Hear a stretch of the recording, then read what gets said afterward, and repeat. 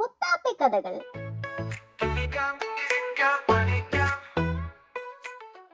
ഒരു ദിവസം വീട്ടുമുറ്റത്ത് കളിക്കുകയായിരുന്ന മുത്താപ്പിയുടെയും കൂട്ടുകാരുടെയും ബഹളം കേട്ടാണ് അമ്മ പുറത്തേക്ക് നോക്കിയത്. കാര്യമെന്താണെന്നറിയാൻ മുത്താപ്പിയെ അമ്മ അകത്തേക്ക് വിളിച്ചു.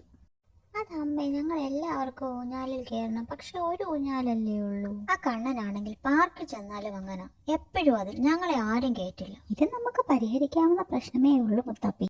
ഇതെല്ലാം കേട്ടുകൊണ്ടിരുന്ന മുത്തശ്ശി അവളോട് പറഞ്ഞു. അതെങ്ങനെയാണ് മുത്തശ്ശി? നിങ്ങൾ ഇനി മുതൽ ഒരു ക്യൂ ഉണ്ടാക്കണം. എല്ലാവരും അവരവരുടെ ഊഴം വരാനായി ക്ഷമയോടെ ഒരു വരിയിൽ കാത്തു നിൽക്കുന്നതിനാണ് ക്യൂ എന്ന് പറയുന്നത്. ഞങ്ങൾ സ്കൂൾ ബസ്സിൽ കയറാൻ നിൽക്കുന്ന പോലെയാണോ മുത്തശ്ശി? അതെ മുത്താപ്പി, അത് തന്നെ, അവളുടെ അമ്മ പറഞ്ഞു.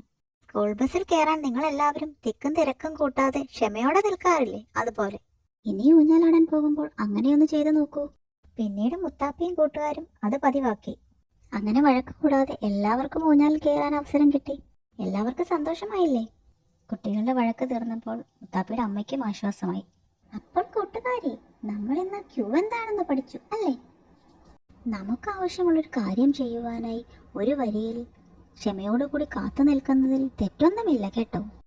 അതുകൊണ്ട് എല്ലാവർക്കും തുല്യമായ അവസരം ലഭിക്കുന്നു. കൂടാതെ അനാവശ്യമായ തിരക്ക് ഒഴിവാക്കാമെന്നതിനാൽ അപകടങ്ങൾ കുറയ്ക്കാൻ ഇത് സഹായിക്കുന്നു. പിന്നെ സമാധാനപരമായി കാര്യങ്ങൾ ചെയ്യുമ്പോൾ കിട്ടുന്ന സന്തോഷം അത് എത്രയോ വലുതാണ് അല്ലേ?